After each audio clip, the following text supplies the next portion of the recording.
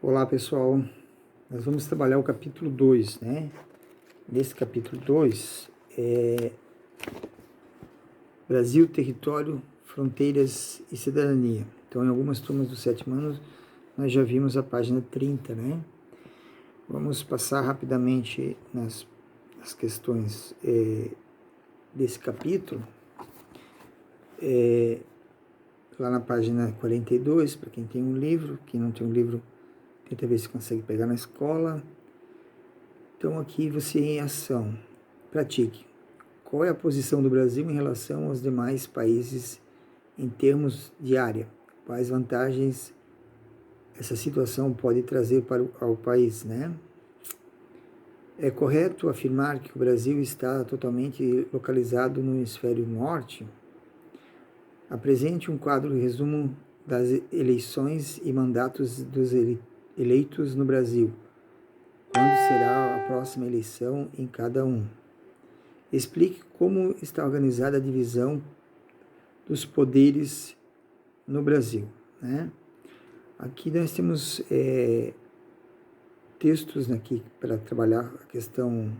O governo reconhece 2 municípios como cidades gêmeas, que é questão de fronteiriça, né? Analisar imagens aqui nas fronteiras.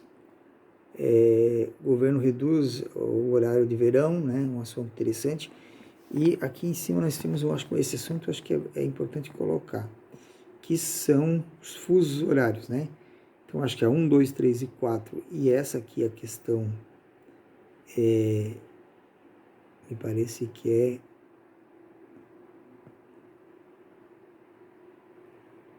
Deixa eu ver. Vamos ver o que nós temos de fuso horário aqui. Essa é a questão 8. A partir do texto e o mapa responda. O governo reduz o horário de verão em 2018. Qual? Para não atrasar a apuração eleitoral do país. Tá. A votação no Brasil. Beleza. Mas acho que não é essa a questão principal. Acho que a questão principal são os fusos horários, né? Que é mais importante do que horário de discutir horário de verão. Legal? Vamos ver. Vamos ver na página também que fala sobre fusos horários, de repente a gente consegue.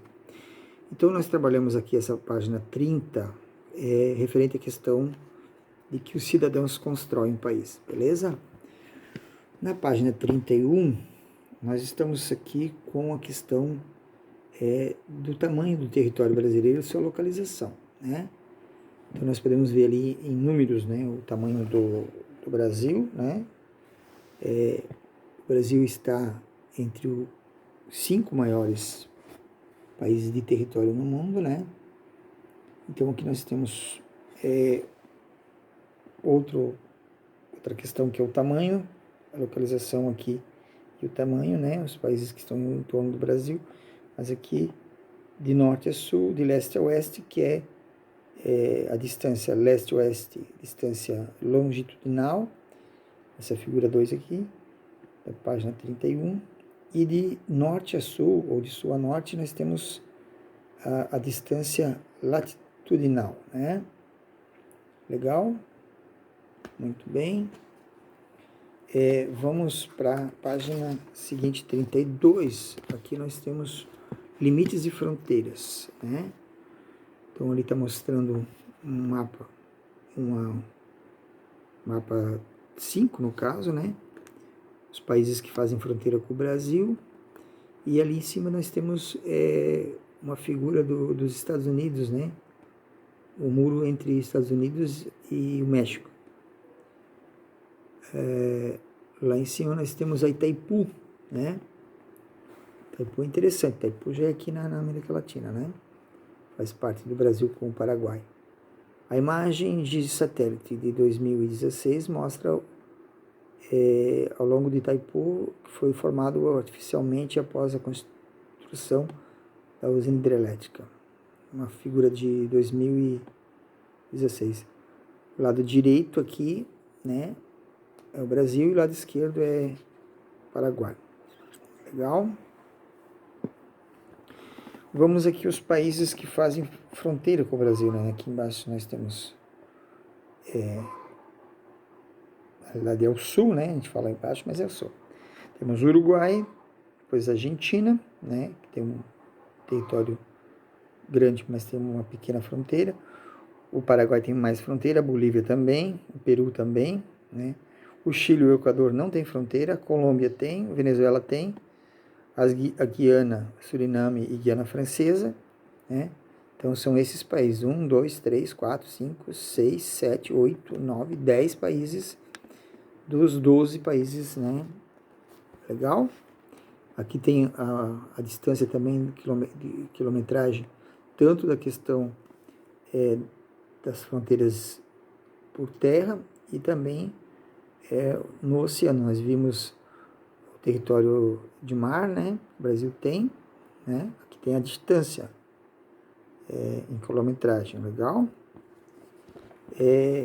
Na página 33, nós temos Brasil vizinho da França. Aqui está fazendo uma análise da questão da importância do Brasil, né, com a União Europeia. E no caso, a Guiana Francesa é um território, né, no caso, francês, né? Que é uma polêmica sobre a questão da Amazônia, mas a Guiana Francesa faz parte da Amazônia, né? Apesar de ter um território, vamos dizer assim, pequeno, né?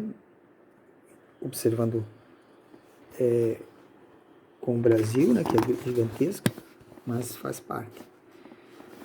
Vamos aqui à página 34, fronteiras abertas, fronteira fechada, né? Aqui nós temos uma foto acima que é, no caso, uruguaio, a Ponte da Amizade, no caso, lá no Foz do Iguaçu, no Paraná, né?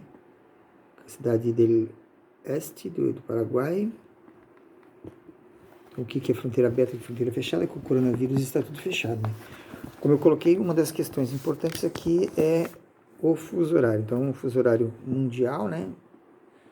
O fuso horário do Brasil é que nós vamos analisar, que é esse fuso horário aqui. Nós estamos aqui com... em território, nós temos 3, né? Temos o horário de Brasília, que aqui no sul nós temos o horário de Brasília. Neste mapa aqui, dá para enxergar um pouquinho melhor, né? Então, nós temos no Acre, né, um horário, né? Um outro horário que vai lá de Roraima, Amazônia, Mato Grosso, Rondônia e Mato Grosso do Sul. Outro horário que é oficial de Brasília e um outro horário que é o horário que é relacionado à questão aqui das ilhas, né? Então, nós temos 1, 2, 3, 4 horários, né? Então, nós temos diferenças de horários, né? Interessante. O que se começa aqui a contar os horários, né? É horário universal de... Tá aqui, ó.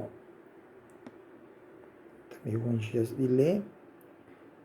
Greenwich é um inglês, né? Então, o limite zero dele, ele se dá aqui aqui na Inglaterra, da onde ele partiu, né? Certo? Aqui é o zero. Então, começamos menos 1, menos 2, menos 3, menos 4. Então, o Brasil está aqui no menos 2, menos 3, menos 4, menos 5, né? Certo?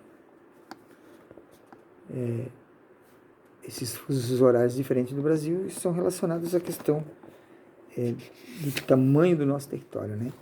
Que é diferente, por exemplo, da China, que só tem um horário em todo o país, né? Que facilita para a questão nacional, né? Onde tem aqui, no caso brasileiro também, o horário de Brasília também ajuda bastante no sentido de ter o mesmo horário, contribui bastante, né? Mas temos nossos 4 fusos horários. O horário de verão, né, que comporta mais aqui para o sudoeste, né? Sudeste e sul, né? A região centro-oeste, né? São três grandes regiões que temos aí 1, 2, 3, 4, 5, 6, 7, 8, 9, 10, 11 estados, né? 11 estados então, que tem o horário de verão, né? O horário de verão é efeitos do sono, então, a se acostumar a dormir também, com esse 1 hora de diferença costuma com o tempo, demora às vezes 15 dias, né? Vamos para a página 38, aqui vamos um pouquinho mais devagar, né? Temos 10 minutos aqui, vamos tentar ir devagar. Território e cidadania. Então, nós temos uma Constituição Federal, né? A partir da Constituição Federal de 1988, ficou estabelecida uma divisão de tarefas para cada nível do governo federal, estadual e municipal. Ela deve ser seguida por vereadores, deputados, senadores, juízes e líderes eleitos para a presidência da República, para governo das unidades federativas e município, certo? Aqui nós temos duas imagens de Brasília, que é o governo federal, né? Deixa eu ver se tem alguma pergunta aqui. Tá no final a gente viu que tinha, depois a gente vai ver. O sistema político brasileiro é um direito de todo cidadão brasileiro participar do processo político e eleger seus representantes. Por isso é muito importante conhecer como funciona o sistema político do país, definido na Constituição Federal de 1988. Primeiro, você precisa saber que o Brasil é uma república federativa presidencialista. E o que isso significa? Que na tabela a seguir. República, chefe de Estado é eleito pelo povo, com um mandato de 4 anos. Federativa,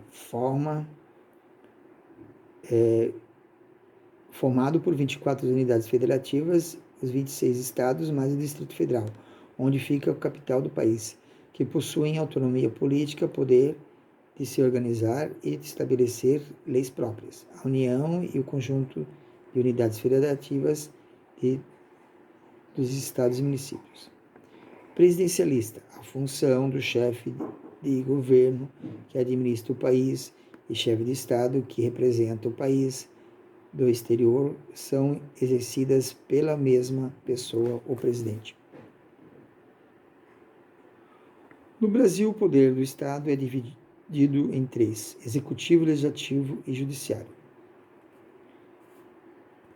Figura 14, temos aqui uma foto do parlamento. O objetivo dessa divisão é equilíbrio. A força de cada um é fazer com que um poder controle o outro, e o que faz cada um dos poderes conheça seguir. Executivo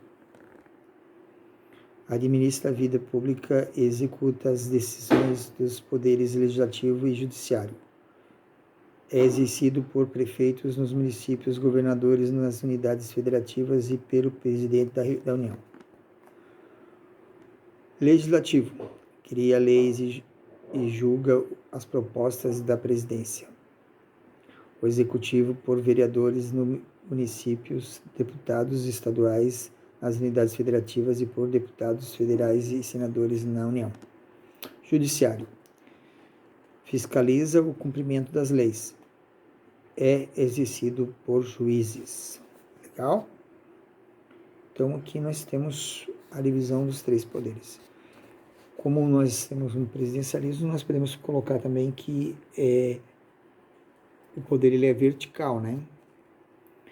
E não só por causa do presidencialismo, mas também é a forma de decisão, né, que é feito do Parlamento Federal para o Parlamento Estadual e para o Parlamento Municipal. Quando deu a questão do coronavírus, que houve uma divergência entre o governo federal, estadual e municipal, a Suprema Corte, né, o Judiciário tomou posição a partir da lei e julgou favorável ao distanciamento social dos estados e municípios, né? Vamos lá. Na página 40, quando ocorreu a última eleição, ela foi para qual nível de governo? Quem foi eleito para a função do executivo? Qual foi a o legislador mais votado? Ao final, exponha esses resultados em um painel ilustrado. Então aqui nós temos a eleição no Brasil. No Brasil, quem tem entre 18 a 70 anos de idade é obrigatório votar. Mas os que completarem 16 ou que têm mais de 70 anos também podem votar se quiserem. Para ser candidato ou candidata, é preciso estar em dia com a legislação eleitoral e ser filiado a um partido político. O conjunto de pessoas associados com vistas a disputar poder político por meio de eleições livres. Um partido político costuma ter uma carta de criação ou um programa de princípios que defende junto à sociedade. Os partidos podem juntar-se para compor um conjunto de partidos em uma determinada eleição, formando uma coligação eleitoral.